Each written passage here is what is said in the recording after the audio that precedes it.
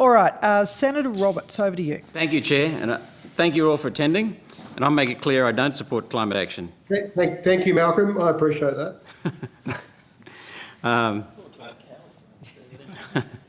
So can I refer to your CN30 document calling for the red meat industry to be carbon neutral by 2030? First of all, I take it that you mean carbon dioxide neutral, because carbon is an element in every cell of every living organism. So this plan includes a statement that carbon neutrality does not need to come at the expense of herd numbers, which, quote, can be retained at the 10-year rolling average of 25 million cattle and 70 million sheep.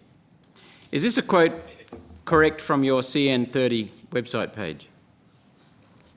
That sounds like it, Senator, yes. Thank you.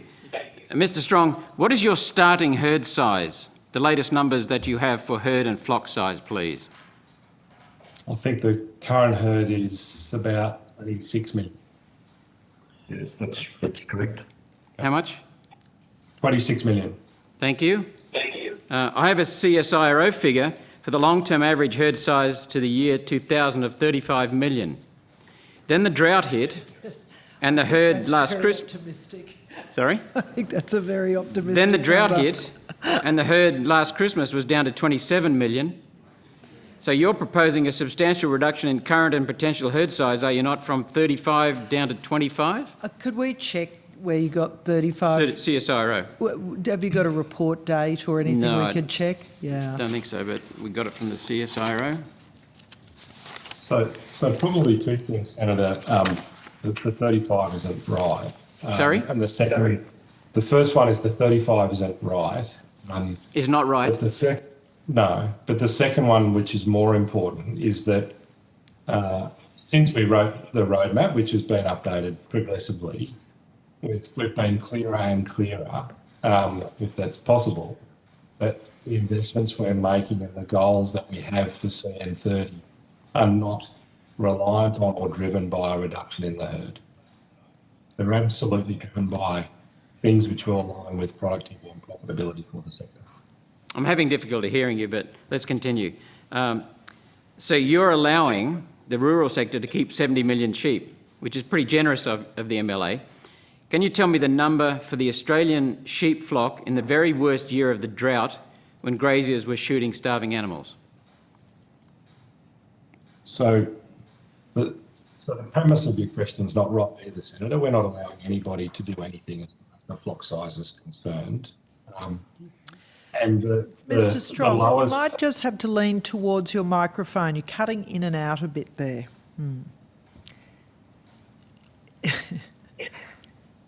Try and be stiller if that might help as well. It does.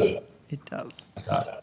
So, Senator, I have to reject the premise of your question. We're not allowing anybody to make it, to either increase or decrease the flock. That's nothing to do with our role. What we're identifying is that the investments that we're making with and on behalf of the industry on the path to being carbon neutral are not going to be reliant on a reduction in the herd or flock, because they're going to be tied to productivity and profitability measures.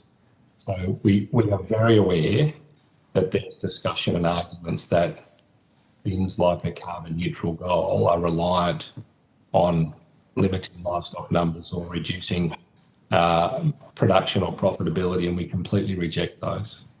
So you didn't answer my question. The number in the size of the national sheep flock in the very worst year of the drought was 64.5 million.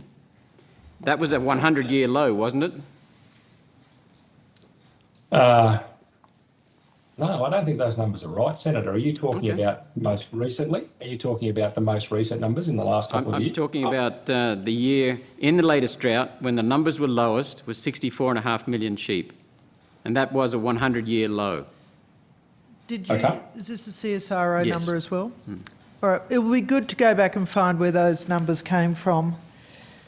Okay, but just say that is the case, Senator. What was the point?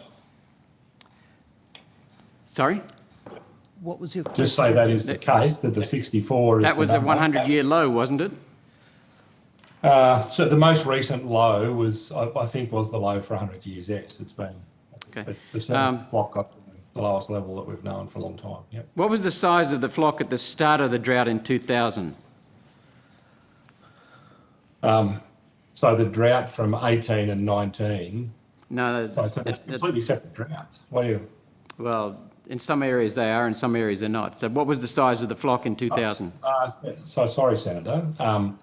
The size of the flock in 2019 has absolutely no relevance whatsoever to the size of the flock in 2000. Well, as I see it, it does. But what was the size of the flock in 2000? Well, I think, yes, You've got perhaps three full generations of sheep go through the system and 3 significant droughts. They've got no relevance whatsoever. Well, let's go on to another question then. How many times in the last 30 years has the number of sheep dropped below 70 million? I'm not sure, Senator. The answer is twice. The lowest flock size was 64.5 and the highest was 160 million. So I think you're probably referring to the days when there were, we've had big impacts of wild dogs, people wet out of sheep in Western Queensland.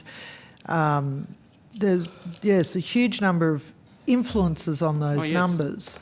Do you have a question, Senator Roberts? Yeah, I'm just trying to find out paint a picture? what the basis of their calculations are. So my calculations, the average for Australian sheep flock is not 70 million as you propose, but 92 million over the last 30 years. Now, are you using an average that is based on the herd and flock numbers during the worst drought in 100 years as a base point for your zero carbon calculation? No, we're not, Senator. And again, Okay, your numbers thank you. aren't correct. Your numbers aren't right, though, Senator. I think it's important. I think it's important. Well, perhaps you could give us the numbers. Senator, Yeah, so Mr. Strong, it's Minister Mackenzie here. Can I make a suggestion?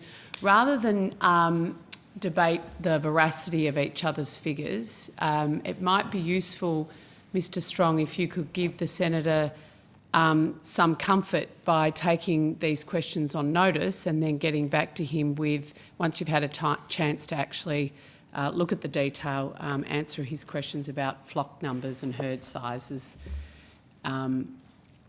over the period of time he's asking for them, rather than trying to scramble for them now. Thank you, Senator. Are you comfortable with that, Mr. Strong? Yes, certainly, Senator. We'll provide you with the beef and the sheep projections, which are public documents we produce each year. Sorry? And then We'll provide you with the projections, the numbers. Okay. And what about the actual in the past? So we'll provide you with the beef and sheep projections, which are public documents we produce each year. And what about the beef and sheep numbers for the past? And they both include 20 years Thank you. of flock and herd numbers Great. Thank you. That's what. in those documents. Great.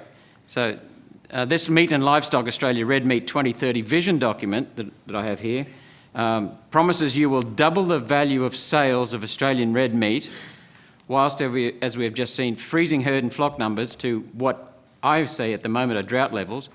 To achieve double the sales, Mr. Rogers, you'll need to double the retail price and hold the sales volume, won't you? And how is that possible? So, because what you said is not right, and the Red Meat 2030 is the industry strategic plan. It's a 10-year plan for the red meat sector. Our 5-year plan is built off the back of that, and there's 2 key components of it. One is to double the value of red meat sales, which was obviously driven by volume and price, and the connection to the CN30 document is one of the reasons for being clear in all of our CN30 communications that all of our investments in this space and this goal is not reliant on reducing the herd or the flock. Okay. So if it was, it would mean a doubling. I'm pleased to hear you say that. A local IGA here in Canberra has T-bones last weekend at $44 a kilo. Oh, wow. So Says more about their wages, I think, Senator, than... will everyday, what do you think about everyday Australians buying T-bones at $88 a kilo, if what I'm saying is correct? I think, having been a meat retailer, Senator Roberts, let me tell you about the varied pricing structures of meat retailers in this land. And I could go out and find an extraordinary price of meat. I could also find other meat sold at very affordable family prices. Do you have a point that you'd like to make against let's move Mr. on. Strong I'm not to making answer? points, I'm just asking questions. No, fair enough. I'm just trying to... We're going to run out of time for our Okay, I've only got witnesses. two short questions Thank left, you. Chair.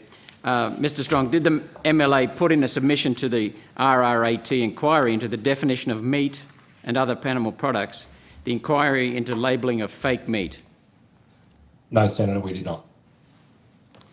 It would seem central to your mission to defend and grow red meat consumption. So your strategy as head of Meat and Livestock Australia appears to be to hold herd numbers and to double the price of meat and not defend against competition from fake meat. Why aren't you defending against competition from fake meat? So, Senator, the three things you said are all completely incorrect. So what we did do as part of the inquiry into meat labelling was provided support to our representative organisations and the broader industry representative bodies, including commissioning the piece of research, which was the first objective piece of research around the actual challenge of how products are labelled, and which featured quite significantly in a range of the submissions. And our role is very clearly to support the industry in the best possible way we can. Organisations like RMAC and the other representative bodies were much better equipped than us to engage in the discussion around the specific Senate and inquiry process, and our role was much better and more effective and more useful for the industry to play the support role for those organisations, which we very happily did. Thank you, Chair. Thank you, Mr. Strong. Thank you very much, Senator Roberts.